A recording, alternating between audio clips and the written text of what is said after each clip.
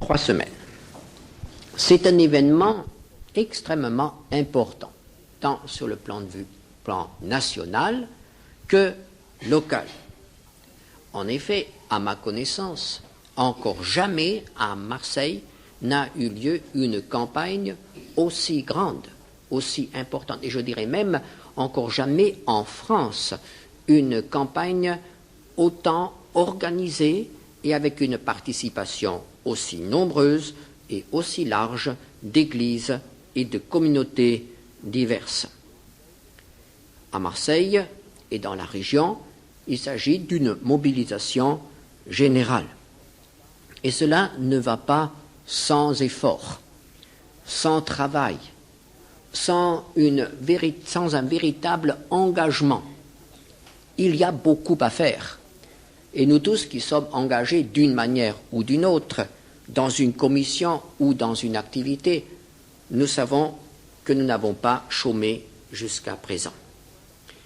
Et chaque fois qu'une tâche importante se présente, je suis ramené à cette histoire que nous trouvons dans le livre de Néhémie, lorsque le peuple fut confronté à une autre tâche extrêmement importante, la reconstruction des murailles de Jérusalem. Et nous allons prendre quelques versets du livre de Néhémie. Néhémie 2, versets 11 à 15. Néhémie raconte: J'arrivai à Jérusalem et j'y passai 3 jours.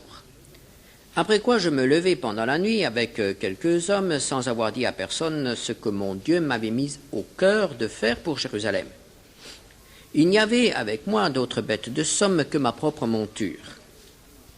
Je sortis de nuit par la porte de la vallée et je me dirigeai contre la source du Dragon et vers la porte du fumier, considérant les murailles en ruine de Jérusalem et réfléchissant à ces portes consumées par le feu. Je passai près de la porte de la source et de l'étang du roi, et il n'y avait point de place par où pût passer la bête qui était sous moi. Je montai de nuit par le torrent et je considérai encore la muraille, puis je rentrai par la porte de la vallée, et je fus ainsi de retour. Les murailles de Jérusalem sont en ruine depuis près de 150 ans. Nebuchadnezzar et son armée ont tout détruit, tout rasé. Le temple a été brûlé, le peuple a été déporté, il n'est resté dans le pays que quelques pauvres, quelques familles isolées. Et l'envahisseur a repeuplé le pays avec d'autres populations. Au bout de quelques années, en 538, changement de pouvoir à Babylone, Cyrus, le nouveau roi, ordonne le retour des Juifs, autorise plutôt le retour des Juifs à Jérusalem et la reconstruction du temple. On essaye aussi de reconstruire les murailles, mais là, l'autorité royale intervient, c'est l'interdiction. Les murailles de Jérusalem resteront à terre. Et voici que Néhémie arrive et il a à cœur de reconstruire les murailles. Son récit nous montre l'étendue du travail. Il y a des ruines partout. Les portes sont calcinées. Tout est à terre. Les décombres sont tellement importantes qu'à certains endroits, il n'arrive même pas à passer, il n'a même pas une petite piste pour passer. Le tour de Jérusalem s'effectue avec les plus grandes difficultés. Mais il y a encore d'autres difficultés. Pour reconstruire les murailles, pour fortifier une ville, il faut de l'argent. Or, souvenons-nous, ces quelques Juifs qui se trouvaient à Jérusalem étaient des rapatriés. En quelque sorte, ils avaient tout perdu. Et ils reconstruisaient difficilement un système économique. Ils étaient tous affairés à reconstruire leur petit commerce ou leur petite établi, leur petite échoppe ou leur champ. chacun essayait de se remettre dans le circuit et de subvenir à ses besoins. En plus de cela s'ajoutaient les impôts, car à cette époque-là déjà, les impôts étaient lourds et il y avait priorité. On payait les impôts avant de pouvoir toucher à n'importe quoi. C'était la priorité absolue. L'État devait être servi en premier. Il y avait donc peu d'hommes, il y avait peu d'argent, il y avait à faire un travail énorme qui certainement allait coûter cher si on le faisait faire par des spécialistes, par des hommes du métier. Il s'agissait donc d'un projet considérable, on pourrait même dire d'un projet fou. Un projet fou, insensé aux yeux des hommes. Évidemment, cela ressemble un peu à notre projet fou de campagne Billy Graham. Ceux qui ont lancé cette idée étaient une poignée il y a quelques années et étaient conscients qu'il s'agissait d'un projet fou. En effet, on a déjà entendu Billy Graham en France et il n'y a pas eu de réveil, il n'y a pas eu de vague d'évangélisation. D'autre part, le peuple français est assez allergique à tout ce qui est publicité religieuse ou propagande religieuse. En plus, lorsque cela sent un peu l'organisation américaine, les méthodes américaines. Les chrétiens évangéliques sont aussi assez allergiques à tout ce qui peut ressembler à un embrigadement et surtout à une formation. Tout ce qui peut ressembler à quelque chose à laquelle il faut se plier, à un plan de travail qui vient d'ailleurs et auquel on doit se soumettre ensemble, à des imprimés, des textes qui viennent d'ailleurs, que nous n'avons pas fait nous-mêmes.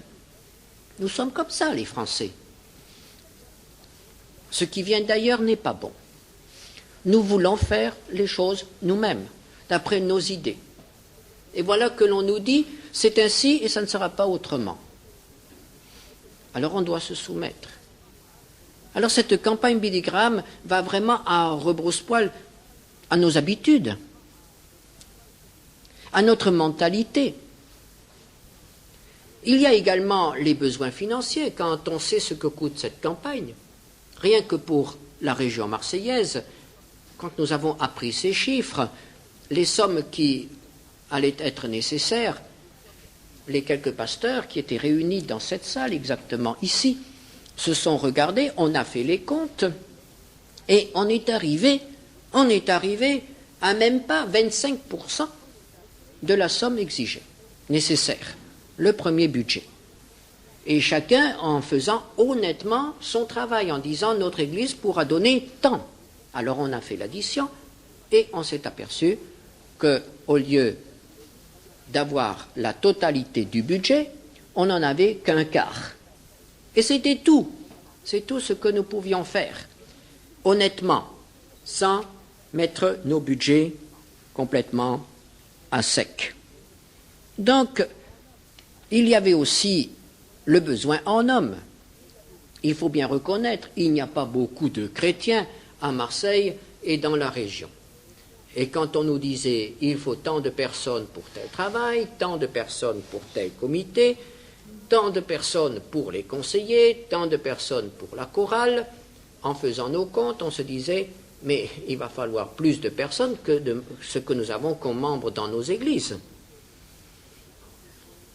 Difficulté extrêmement importante.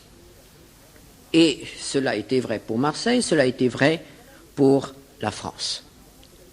Et voilà que petit à petit les choses se sont mises en route et nous pouvons, à 3 semaines de la campagne, dire par exemple que le budget, eh bien ça y est, on l'a. On a les 200 000 francs. On en a même un peu plus, je pense. C'est bien parce que ça coûtera plus que 200 000 francs. On a aussi les équipes, pas toutes encore, puisque j'ai fait un appel tout à l'heure. Venez nous rejoindre encore. Et puis petit à petit, beaucoup de choses se sont mises en place. Et on peut dire, ce qui semblait être des difficultés insurmontables pour certains, ces difficultés-là sont déjà derrière nous. Quelle difficulté, par exemple, que d'obtenir la salle Vallier? Vous savez que ces salles ont un programme d'occupation qui s'étend sur une longue période. Pour obtenir un jour, ce n'est pas facile. Pour en obtenir 5, c'est presque impossible. Et voilà que la salle Vallier était libre pour la période de la campagne, et en plus, nous l'avons à notre disposition gratuitement.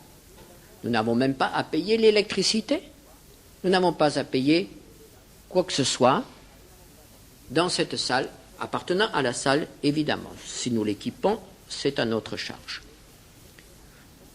Tout cela nous a été mis à disposition. Quelle facilité, quel encouragement, quels obstacles ont déjà pu être surmontés. Mais nous savons aussi que d'autres obstacles, d'autres difficultés se présentent. Évidemment, une grande partie du travail a été achevée. Mais nous savons que le grand choc va venir maintenant. Jusqu'à présent, nous nous sommes préparés. Mais maintenant, ça va commencer. C'est maintenant qu'il va falloir faire un effort. Un effort de témoignage. Un effort pour faire connaître cette campagne. Un effort aussi de présence. Cela va nous coûter des forces, cela va nous coûter du temps. Nos soirées seront prises, et peut-être même nos journées. Il va falloir nous déplacer pour aller chercher nos voisins, pour les accompagner, pour les amener, les ramener. Il va falloir parler, il va falloir répondre aux questions. Et puis ensuite, lorsque la campagne sera passée, lorsque le Seigneur aura béni, lorsque des âmes auront été sauvées, il va falloir s'en occuper.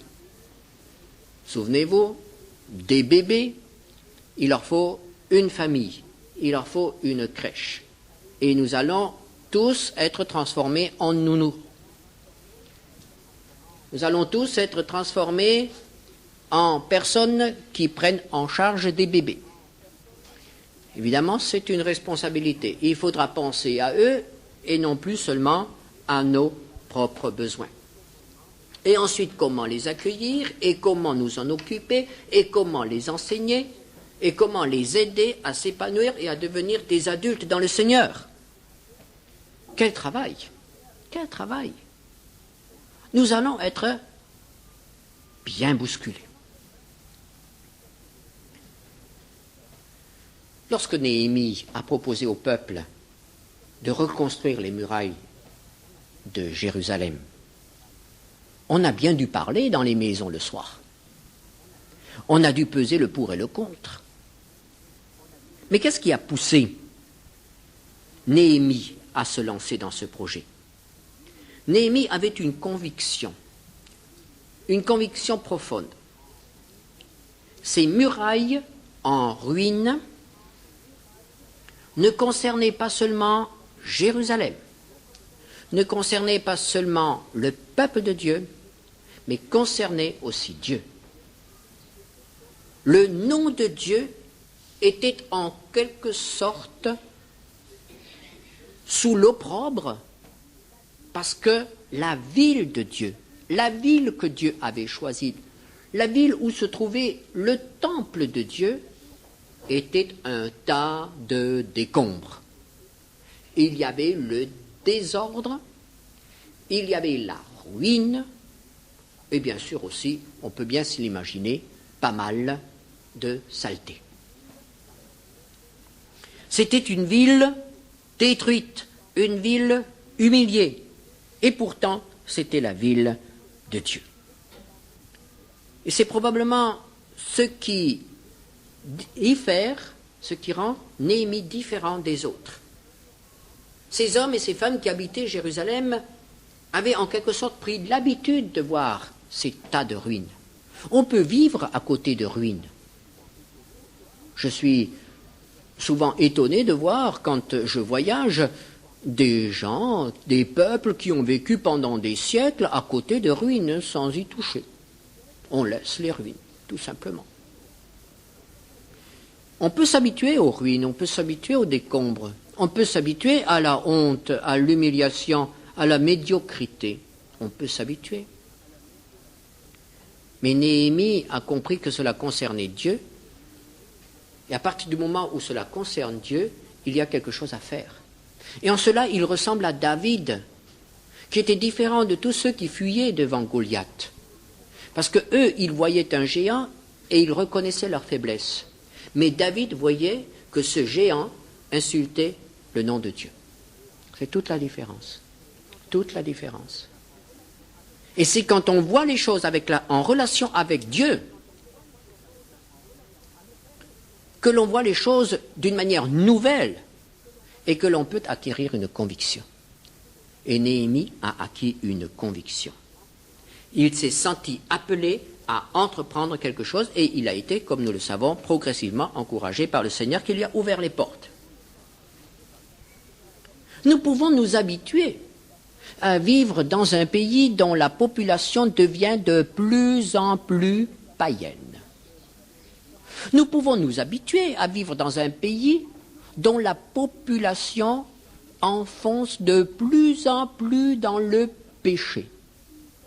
Nous pouvons nous habituer à vivre dans des églises faibles qui se replient un peu sur elles-mêmes, pourvu que l'on ait au sein de l'Église un petit peu de calme, un peu de paix, le réconfort dont on a besoin, l'enseignement pour les enfants, l'aide en cas d'épreuve, des amitiés.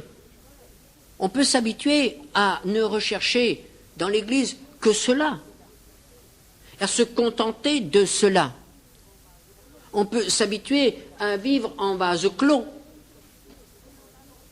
dans un monde que l'on abandonne à Satan, que l'on abandonne au péché, que l'on abandonne à la ruine morale. On peut s'y habituer. Mais on peut aussi mettre tout cela en relation avec Dieu. Et par amour pour le Seigneur qui a souffert sur la croix, non seulement pour nous, mais aussi pour ceux qui vivent autour de nous, par amour pour le Seigneur, nous pouvons nous mettre en route pour le servir, pour entreprendre quelque chose qui va peut-être changer la situation.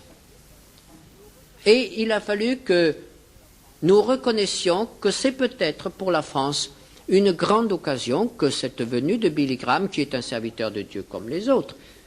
Nous ne voulons pas faire de lui une vedette, ni un homme de Dieu exceptionnel. Il est un serviteur de Dieu comme les autres, avec un talent qui lui est confié, mais qui n'a pas été confié à d'autres.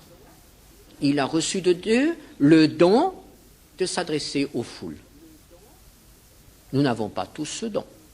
Moi, j'aurais peur de m'adresser à 30 000 personnes et de savoir qu'en gros plan, je suis projeté là dans 40 villes de France. J'aurais bien trop peur. Je ne sais pas, c'est pas du tout mon fort, cela.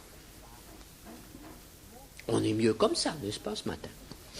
C'est déjà assez impressionnant de savoir qu'on est enregistré. Alors, si on était encore télévisé et satellisé, alors là, eh bien lui, ça ne lui fait rien. Ça ne lui fait rien. Il n'est pas impressionné par cela. Il est entièrement libre. Et il transmet son message, il lance son filet, et il y a toujours des poissons dans le filet. C'est une grande occasion, peut-être l'unique occasion pour ces prochaines années, pour un pays comme la France. Et cette occasion, nous voulons la saisir. Alors, lorsque Néhémie dit ces choses, nous sommes préoccupés de savoir quelle va être la réaction. Eh bien, la réaction est assez étonnante parce qu'il ne semble pas qu'il y ait eu vraiment de résistance. Néhémie a su les convaincre. Néhémie 2, verset 18, je leur racontai comment la bonne main de mon Dieu avait été sur moi et quelles paroles le roi m'avait adressées. Ils dirent, levons-nous et bâtissons. Et ils se fortifièrent dans cette bonne résolution.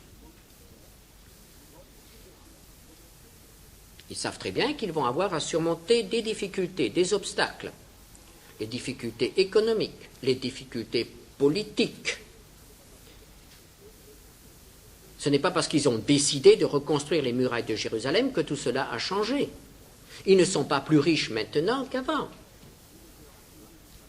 Les voisins ne leur sont pas plus favorables maintenant qu'avant. Ils sont encore toujours sous domination étrangère. Et toutes leurs bonnes résolutions n'ont pas fait changer une pierre de place. Le tas de décombres est encore toujours là. Mais ils ont compris que Dieu les appelait à faire quelque chose. Et cela, ils l'ont tous compris. Alors nous allons prendre le chapitre 3. Je ne vais pas lire tout le chapitre, il est long, mais il est tellement riche, il est tellement intéressant. Je vais seulement prendre quelques versets. Chapitre 3, versets 1 à 5. Eliashib, le souverain sacrificateur, se leva avec ses frères, les sacrificateurs, et ils bâtirent la porte des brebis. Ils la consacrèrent et en posèrent les battants. Ils la consacrèrent depuis la tour de Méa jusqu'à la tour de Hananéel. À côté d'Eliashib bâtirent les hommes de Jéricho. À côté de lui bâtit aussi Zaccur, fils d'Imri. Les fils de Sénaa bâtirent la porte des poissons. Ils la couvrirent et en posèrent les battants, les verrous et les barres. À côté d'eux travailla aux réparations Mérémoth, fils d'Uri, fils d'Akots. À côté d'eux travailla Meshulam, fils de Bérekia, fils de Méchézabel. À côté d'eux travailla Tsadok, fils de Baana. À côté d'eux travaillèrent les Técoïtes, dont les principaux ne se soumirent pas au service de leur seigneur. Ensuite, à partir du verset 9. À côté d'eux travailla aux réparations Réphaja, fils de Hur, chef de la moitié du district de Jérusalem. À côté d'eux travailla vis-à-vis de sa maison Jédaja, fils de Harumat. Et à côté de lui travailla Hatush, fils de Hashapnia. Une autre portion de la muraille et la tour des fours furent réparées par Malkija, fils de Harim, et par Hashub, fils de Pachat Moab. À côté d'eux travailla avec ses filles, et les fils y sont mis aussi là, Shalom, fils d'Aloshesh, chef de la moitié du district de Jérusalem. Au verset 23. Après eux, Benjamin et Hashub travaillèrent vis-à-vis de leur maison. Après eux, Azaria, fils de Maaséja, fils d'Anania, travailla à côté de sa maison. Verset 28. Au-dessus de la porte des chevaux, les sacrificateurs travaillèrent chacun devant sa maison. Verset 30. Après eux, Hanania, fils de Shélémiad, et Hanoun, le 6e fils de Tsarlaf, réparèrent une autre portion de la muraille. Après eux, Meshulam, fils de Bérekia, travailla vis-à-vis de sa chambre. Est-ce que vous avez remarqué quelque chose? Il est souvent question de sa maison. Sa maison. Et ces gens-là ont entrepris le travail qui se trouvait à proximité de leur maison. Il y en a un qui n'avait même pas de maison. Il n'avait qu'une chambre, un studio peut-être. Eh bien, lui, il a travaillé en face de son studio, en face de sa petite chambre. Il a aussi fait une part. Mais voyez-vous, qu'ont-ils tous de commun, ces gens-là? Comment ont-ils pu travailler à une condition? C'est qu'ils ne sont pas restés chez eux. Quand on travaille en face de sa maison, quand on travaille vis-à-vis de sa maison ou de sa chambre, c'est qu'on est sorti de sa maison. Ça paraît extrêmement simple. Mais ces gens-là ne sont pas restés chez eux. Ils ont accepté de sortir. Ils ont accepté de se mettre au travail au dehors. Peut-être que certains d'entre eux se souvenaient encore du message d'Agé, à l'époque où il n'était pas question de reconstruire le temple, les murailles, mais le temple. À cette époque-là, le prophète Agé a dû secouer sérieusement le peuple. Parce qu'à cette époque-là, déjà, ils étaient tous dans leur maison. Et ils s'occupaient de leur maison. Alors que la maison de Dieu, l'œuvre de Dieu, était en ruine.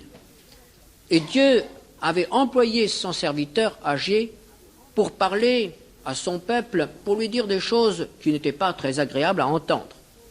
Agé, chapitre 1er, versets 4 à 11. Est-ce le temps pour vous d'habiter vos demeures lambrissées quand cette maison est détruite? Ainsi parle maintenant l'Éternel des armées. Considérez attentivement mes voix. Vous semez beaucoup et vous recueillez peu. Vous mangez et vous n'êtes pas rassasiés. Vous buvez et vous n'êtes pas désaltérés. Vous êtes vêtus et vous n'avez pas chaud. Le salaire de celui qui est à gage tombe dans un sac percé. Ainsi parle l'Éternel des armées. Considérez attentivement vos voies. Montez sur la montagne, apportez du bois, bâtissez la maison. J'en aurai de la joie et je serai glorifié, dit l'Éternel. Vous comptiez sur beaucoup et voici, vous avez eu peu. Vous l'avez rentré chez vous, mais j'ai soufflé dessus. Pourquoi, dit l'Éternel des armées? À cause de ma maison qui est détruite, tandis que vous vous empressez chacun pour sa maison. C'est pourquoi les cieux vous ont refusé la rosée et la terre a refusé ses produits. J'ai appelé la sécheresse sur le pays, sur les montagnes, sur le blé, sur le mou, sur l'huile, sur ce que la terre peut rapporter, sur tous les hommes et sur les bêtes et sur tout le travail des mains. Que se passait-il? Ces hommes-là étaient tellement préoccupés de leurs propres affaires, de leurs propres besoins. Ils n'étaient pas disponibles pour l'œuvre de Dieu. Et que s'est-il passé? Dieu a serré la vis, tout simplement, a réduit ses libéralités. Et alors, ils se sont aperçus qu'ils travaillaient pour rien. Ils économisaient et il ne restait rien. Ils faisaient des efforts et tout cela n'aboutissait à aucun résultat. Il est tout à fait légitime que nous travaillions pour couvrir nos besoins. Et Dieu nous bénit dans ce sens. Mais quand nous ne pensons qu'à nos besoins, quand nous ne travaillons que pour nous, quand nous ne sommes préoccupés que de notre maison, alors il est tout à fait certain qu'un jour, Dieu réduit nos ressources. Et nous entrons dans une période de sécheresse et de difficultés financières. Cela est tout à fait certain. Alors, à l'époque d'Agé, ils sont sortis de leur maison et ils ont construit la maison de Dieu et ils ont été bénis. Et à l'époque de Néhémie, c'était plus tard, ils sont à nouveau sortis de leur maison et ils ont construit chacun devant sa maison. Ils ont été disponibles pour faire quelque chose pour l'œuvre de Dieu. Ils avaient une vision commune, une conviction commune et se sont mis au travail. Et le secret de la réussite, là, a été la répartition de l'effort. Il est évident que si Néhémie avait réuni le conseil de Jérusalem et avait dit « Nous allons reconstruire les murs, trouvez-nous des ouvriers pour les reconstruire ». Cela aurait mis beaucoup de temps, aurait coûté beaucoup d'argent. Peut-être que les murailles n'auraient jamais été reconstruites. Mais ici, chacun a pris un morceau. Chacun a pris une part. Et savez-vous que ce budget de 200 000 francs dont je vous parlais tout à l'heure, c'est un budget qui a été recueilli 50 francs par 50 francs. Vous vous en souvenez? Il y a aussi vos 50 francs là-dedans. 50 francs par 50 francs. Et j'aimerais que ce matin, quelqu'un se lève parmi nous qui puisse affirmer que ces 50 francs lui ont manqué. Est-ce que ces 50 francs vous ont manqué? Est-ce que vous avez moins bien mangé? Est-ce que vous avez dû renoncer à une robe ou à un costume? Est-ce que vous avez dû renoncer à vos vacances? Est-ce que ces 50 francs vous ont fait souffrir? S'ils vous ont fait souffrir, que le Seigneur vous bénisse. Parce que la veuve a aussi souffert. Mais je crois que nous n'en sommes pas là. Nous avons donné par petits morceaux. Et c'est cela le secret. Les petits morceaux, répartir la tâche, répartir le poids. Ce que l'un ne peut pas faire, 10 peuvent le faire, et 100 encore mieux. Et toutes les grandes tâches ont été faites comme cela. Je n'oublierai jamais certaines scènes que j'ai vues dans des films parlant de la Chine populaire. Là, on voit des milliers d'hommes qui transportent de la terre dans des petits couffins. Un travail de fourmis, je dirais même d'esclaves. Mais ces gens-là, sans équipement, sans rien, par le travail de leurs mains, de beaucoup de mains, ont déplacé des montagnes. Le peuple chrétien est aussi un peuple de fourmis. Si nous nous mettons tous à transporter quelque chose, si nous nous mettons tous à faire quelque chose, si nous nous mettons tous à réparer en face de notre maison, à rendre témoignage autour de nous, nous ne sommes pas nombreux ici ce matin, mais si chacun de nous rend témoignage cette semaine, bien faites le compte, combien de personnes entendront l'Évangile cette semaine? On a calculé que si chaque chrétien amenait une seule personne dans l'année au Seigneur et que cette personne, à son tour, amène une autre personne, vous connaissez la suite, il ne faudrait pas une génération pour convertir le monde entier. C'est illusoire, évidemment. Mais pour voir que la valeur d'une personne, une personne qui se met au travail avec les autres. Et nous voyons dans la Bible que c'est toujours ainsi que le Seigneur travaille. L'apôtre Paul, quand il parle de la collecte qui devait être envoyée à Jérusalem, c'était aussi une grosse affaire, dans 2 Corinthiens 8, verset 12, donne là une indication. Chapitre 8, verset 12 de 2 Corinthiens. La bonne volonté, quand elle existe, est agréable en raison de ce qu'elle peut avoir à sa disposition et non de ce qu'elle n'a pas. Ce que nous avons à notre disposition. Voilà, c'est tout. Gédéon s'est entendu dire par le Seigneur dans Juge 6, verset 14, « Va avec cette force que tu as et délivre le peuple. » La veuve de Sarepta s'est entendue dire « Fais-moi d'abord un gâteau avec le peu d'huile et le peu de farine que tu as. » Le petit garçon qui avait les 5 pains et les 2 poissons, ce n'était rien pour les 5000 hommes à nourrir, mais il les a donnés au Seigneur. Ne nous laissons pas impressionner par le peu que nous avons, mais donnons le peu que nous avons. Mettons au service du Seigneur le peu que nous avons. Et ce n'est pas seulement vrai pour les choses matérielles, mais c'est pour tout, pour nos dons, notre temps. Le peu que nous avons, lorsque cela est apporté au Seigneur, lorsque cela est mis à sa disposition, est multiplié entre les mains du Seigneur. Mais il faut sortir de notre maison. Il faut être disponible. Ils ont commencé.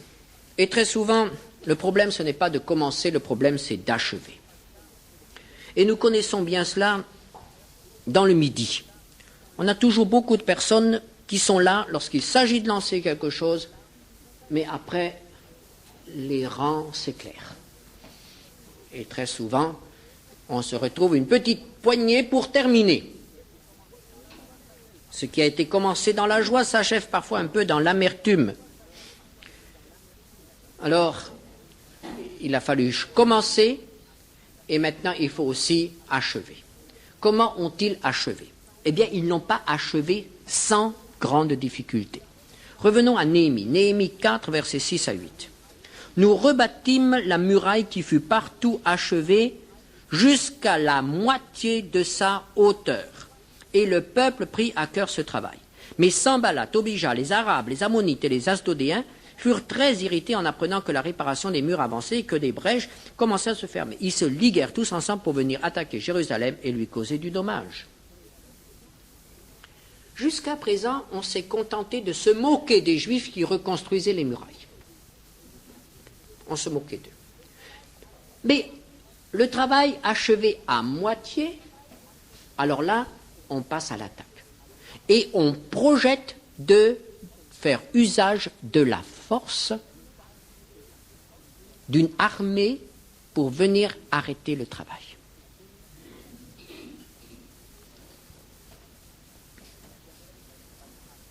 L'adversaire ne reste pas les bras croisés lorsque le peuple de Dieu se met au travail.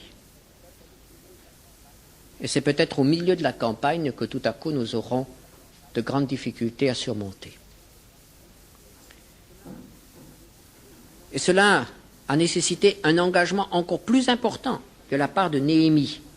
Chapitre 4, verset 22. Dans ce même temps, je dis encore au peuple que chacun passe la nuit dans Jérusalem avec son serviteur. Faisons la garde pendant la nuit et travaillons pendant le jour. Et nous ne quittions point nos vêtements, ni moi, ni mes frères, ni mes serviteurs, ni les hommes de garde qui me suivaient. Chacun n'avait que ses armes et de l'eau. Voici des gens qui se sont sentis mobilisés pendant plusieurs jours, au point de ne plus se déshabiller. Ils étaient constamment prêts à répondre à l'attaque. Et voilà que s'ajoutent encore d'autres problèmes. Au chapitre 5, verset 1er, il s'éleva de la part des gens du peuple et de leurs femmes de grandes plaintes contre leurs frères les Juifs. Voilà les problèmes internes. Il y a à Jérusalem de l'injustice. Certains hommes sont très pauvres, ils doivent payer leurs impôts, ils n'ont pas d'argent. Alors ils s'adressent à leurs frères qui sont plus riches. Et ceux-là, le cœur humain est ainsi fait, leur prêtent de l'argent, mais à des taux d'intérêt qui sont de l'usure. Alors ces hommes, ces pauvres, sont obligés de tout donner, de donner leur bétail, de donner leurs champs et se donner eux-mêmes pour pouvoir payer leurs impôts. Juste au moment où il y a une mobilisation générale pour relever les ruines de Jérusalem. Alors Néhémie rassemble le peuple et tous ceux qui ont des créances sur leurs frères les abandonnent. Et enfin, pour terminer, nous savons qu'au chapitre 6, Néhémie lui-même est attaqué. On lui tend des pièges, on répand sur lui des calomnies, on essaye d'atteindre à sa réputation et à sa vie, mais il n'est pas découragé, il va de l'avant. Et nous lisons au chapitre 6, verset 15, « La muraille fut achevée le 25e jour du mois d'Élul, en 52 jours. » Je ne sais pas si ce fait se trouve inscrit dans le livre des records, mais c'est un record. 52 jours pour reconstruire les murailles de Jérusalem. Évidemment, ce n'étaient pas les murailles que l'on voit aujourd'hui, avec des pierres taillées. Ce n'était pas une grande ville, mais c'est quand même un exploit. 52 jours pour transformer des décombres en murailles. Mais ils s'y sont tous mis. Ils sont tous sortis de leur maison. Et ils ont tous construit ce qui était à leur portée. Travailler là où je suis, avec les moyens que j'ai, mais travailler. Prions ensemble.